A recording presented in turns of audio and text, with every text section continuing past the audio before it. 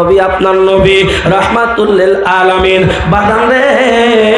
এবার সাহাবীদের কাছে যখন বলছেন সাহাবীরা আল্লাহ পাক তোমাদের জান্নাত দিবে জান এবং মালের বিনিময়, তখন সাহাবীগণ মসজিদের মধ্যে গড়িয়ে গড়িয়ে কাঁদতে লাগলো। যেই মাত্র সাহাবীগণ কাঁদতেছে কাঁদতেছে কাঁদতেছে, সাহাবীদের কান্না দেখে আমার নবীও ভেঙে পড়লেন।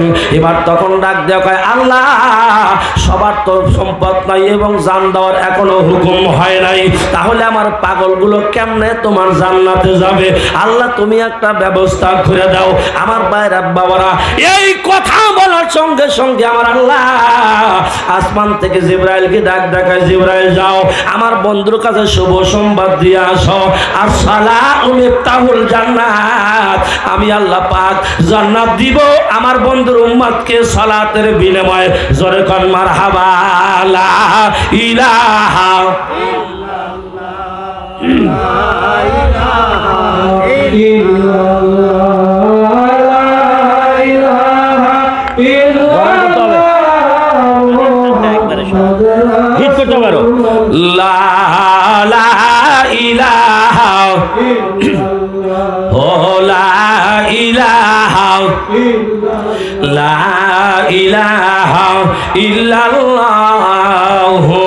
মুহাম্মাদুর রাসূলুল্লাহ সাল্লাল্লাহু আলাইহি ওয়াসাল্লাম।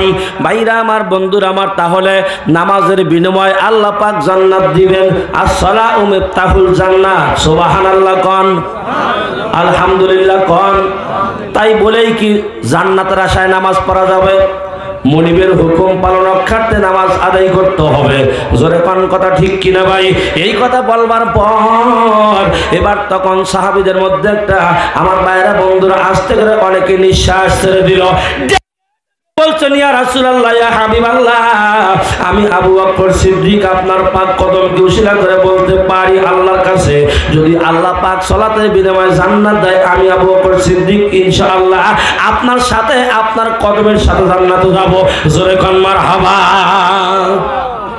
তাহলে আমার ভাইয়েরা বন্ধুরা, জান্নাত আমার আল্লাহ পাক, জান্নাত আল্লাহ পাক দান করবেন সালাতের মাধ্যম দিয়ে। এটা কিছু জায়গায় বলছেন, তাই তো কোরআন পাকে সে সালাত আবার সালাতের মতোই হতে হবে। জোরে কোন কথা ঠিক কিনা? নামাজ পড়তে ঢুকছেন, অমুক পীর কাফের, অমুক জায়গায় বেদাতি কারবার হয়, খুতবা ধরেও বর্তমানে অনেক আলেম সাহেবরা উল্টা পাল্টা বলে। এখন তো অনেকের মুখে ঠুনাই দেওয়া যায় না। কি কথা ঠিক বলছি না ভুল বলছি? আরো ধরে কান ঠিক বলছি না ভুল বলছি? আমার বাবারা, মানুষকে ভালোবেসে পাওয়া যাবে, এই মানুষের বদনাম করে কোনদিন তাদের কাছে আনা যাবে না। ঠিক না ভাই? ঠিক ভাইরা আমার, বন্ধুরা আমার, এবার আসুন তাহলে এই আলোচনা এখানে রাখলাম। আল্লাহ পাক পবিত্র কালামুল্লাহ শরীফে কত সুন্দর করে ঘোষণা দেয়, আমার সঙ্গে বলুন বিসমিল্লাহির রহমানির রহিম।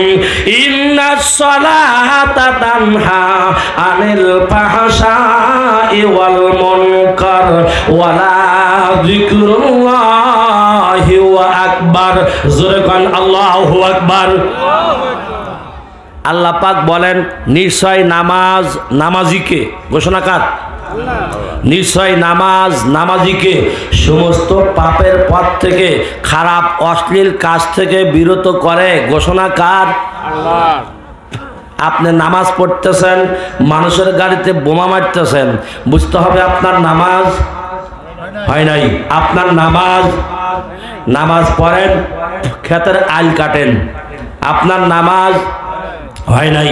নামাজ পড়েন, মসজিদ থেকে বের হয়, কয় দেখ হুক্কু হুপাটি যাচ্ছে, হুকুর হুকুর করতে করতে, এখানে বদনাম। আপনার নামাজ হয় নাই। আপনি নামাজ পড়েন, আব্বাকে ভাত দেন না। আপনি নামাজ পড়েন, আম্মাকে ভাত দেন না। আপনার অর্থ সম্পদ বেশি, তাই হজ করেন, প্রতি বছর উমরায় যায়, ঘুরে আসেন, কিন্তু আপনার ছোট ভাই গরিব মানুষ, ওর কাছে আপনার মা খায়। এরকম আছে না নাই? যেরকম আছে না নাই? আছে। আমার ভাইয়েরা বন্ধুরা, এবার আসুন তাহলে আপনাকে বুঝতে হবে ওই ব্যক্তির নামাজ হয় নাই গো, ওই ব্যক্তির নামাজ হয় নাই। আমার বাবারা লক্ষ্য করো গো, আল্লাহর ওলি গাউস পাক আব্দুল কাদের মহিউদ্দিন আল বাগদাদি রাহিমাহুল্লাহ, আমার ভাইয়েরা বন্ধুরা, উনি একদিন দরবার থেকে জুমার নামাজ আদায় করে অন্য কোথাও যাচ্ছে, পরন্ত বিকেল বেলায় টাকা থেকে দেখতেছে আমার বাগানদা একজন পাগলকে রাস্তার মধ্যে পিটানো হয়, এই পাগলকে মার দেওয়া হয়, পাগলকে যত মারে পাগল হাসে না, কান্দে না, পাগলকে হাসতে দেখা যায়। জোরে কান আল্লাহু আকবার। পাগল শুধুমাত্র কান্দে, পাগল শুধুমাত্র হাসে। যেই মাত্র আল্লাহর ওলি গাউস পাক আব্দুল কাদের জিলানীর ঘোড়াটা চলে আসলো, তখন পাগল শিগল টিগল ছিঁড়ে নিয়ে জমিনের মধ্যে পড়ে গেল, কাঁদতে লাগলো। লোকজনকে জিজ্ঞেস করলো, বাবারা এইখানে কি হয়েছে, তোমরা কেন এই পাগলাকে অত্যাচার করতেছ, পাগলা কি অন্যায় করছে তোমরা বলো। এবার তখন ডাক দিয়ে বলছেন, হুজুর এই পাগলা আজকে এমন একটা খারাপ কাম করছে। কয় কি? কয় এই পাগলা আজকে স্প্রে করে আমাদের ইমাম সাহেবকে ভিজিয়ে দিছে। কি করে ভিজাইছে? স্প্রে করে ভিজিয়ে দিছে। কেন পাগলা কেন স্প্রে করলো? কাছে স্প্রে মেশিন নাই। কয় না হুজুর, এটা মারফতি মেশিন দিয়ে ভিজাইছে। মারফত মানে তো গোপন ঢেকে রাখা নাকি? তাহলে পাগলার মেশিন তো ঢাকাই আছে। জোরে কোন কথা ঠিক কিনা ভাই? কথা কান নাকি? আপনারা রাগ করতেছেন নাকি? আমার বাবাজিরা লক্ষ্য করেন, জিজ্ঞাসা করছে, হুজুর এই পাগলা আমাদের সাথে জুমার নামাজে দাঁড়ায়, প্রথম রাকাত চলে গেল, দ্বিতীয় রাকাতের প্রথম সিজদায় পিছন দিক থেকে উঠে গিয়া আমার স্প্রে করে আমারে ভিজায় দিল। বলে কেন?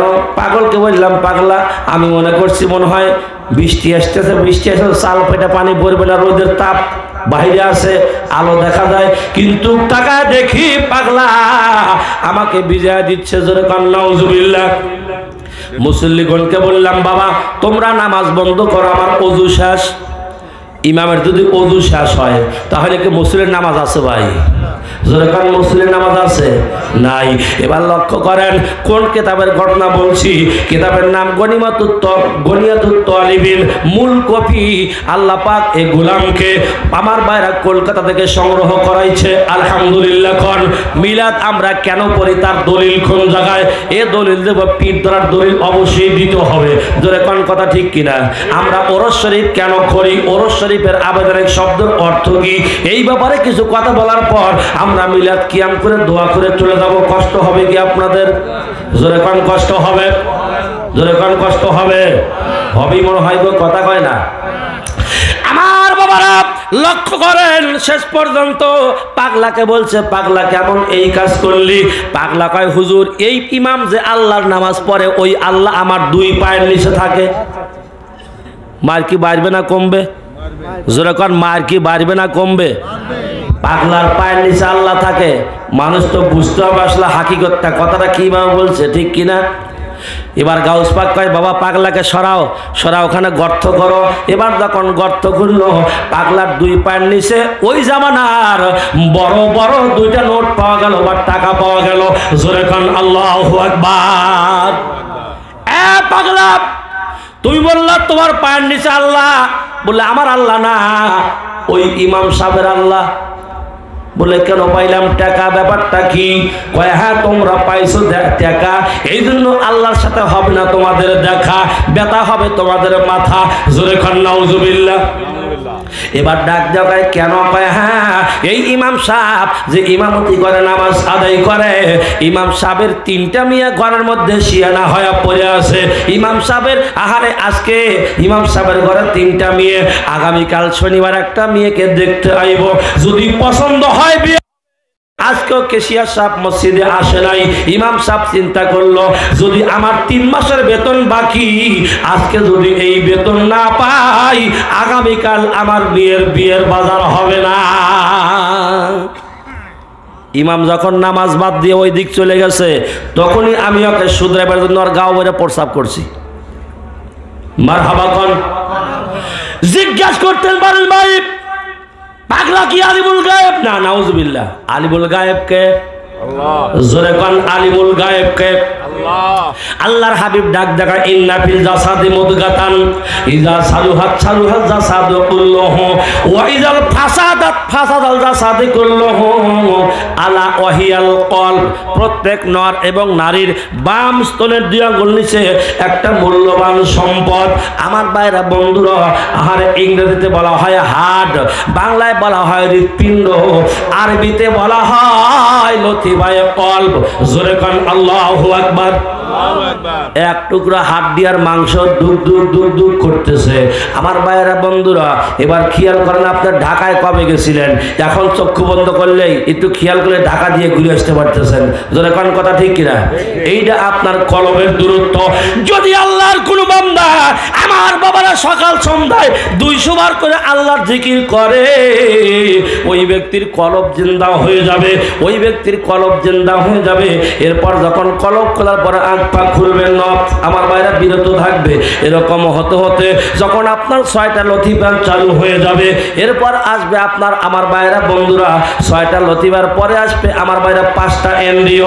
5টা এনডিও যখন খুলে যাবে, এরপর আসবে আমার বাবারা 18টা মুকাম। 18টা মুকাম যখন আপনার খুলে যাবে, আসবে তারপর 24টা দায়রা। এই 24টা দায়রা যখন আপনার খুলে যাবে গো, তখন আপনি জিকিরের বাদশা হয়ে যাবেন। জোরে কান আল্লাহু আকবার। 24টা দায়রা খুলে দেওয়ার পরে আপনার প্রত্যেকটা লঙ্কুমের গোট থেকেই আল্লাহ আল্লাহ আল্লাহ আল্লাহর জিকিরের ধ্বনি শুনবেন। জিজি পোকার মতো আপনার জিকিরের ডাক শুনবেন। ওই লোকটা হবে সুলতান আসগরের দরজায় কেবলমাত্র পৌঁছাইলো। জোরে কান মারহাবা লা ইলাহা ইল্লাল্লাহ লা ইলাহা ইল্লাল্লাহ।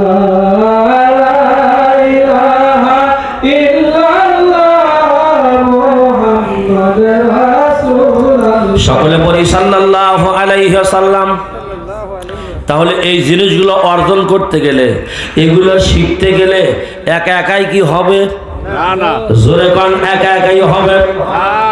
যদি ঠকিতে না সাহ হাটে এসে বস, গুরুর নিকটে যে গেছে। ঠিক না? ঠিক। দুনিয়াটা একটা হাট। দুনিয়াটা কি? এই যে একটা হাট। ভবে রাজয়তি রাজ কর যদি নবীর পদবিলে বাবু সবই মিশে। হুজুর পাক বলতেন, আমরা শুনতাম, এখনো ক্যাসেটের মাধ্যমে আছে, অনেকেই শোনে কিন্তু খেয়াল করে না এই কথার মধ্যে কি আছে। জোরে কোনো কথা ঠিক কিনা? আমার ভাইয়েরা বন্ধুরা, জিজ্ঞাসা করলো ইমাম সাহেব, আপনি কি পাগলারা চেনেন? কয় জীবনেও দেখি নাই। তাহলে আপনার বাড়িতে মেয়ে আছে, এটা পাগলা কেমনে জানলো? মারহাবা কোন। ওই যে বলছিলাম, যে ব্যক্তি সুলতানুল আসগরের দরজায় পৌঁছে যাবে বাজান, ওই ব্যক্তি যখন জায়নামাজে বসে খেয়াল করবে, তখন ঘরে বসে আমার মদিনাওয়ালাকে লাভ করতে পারবে।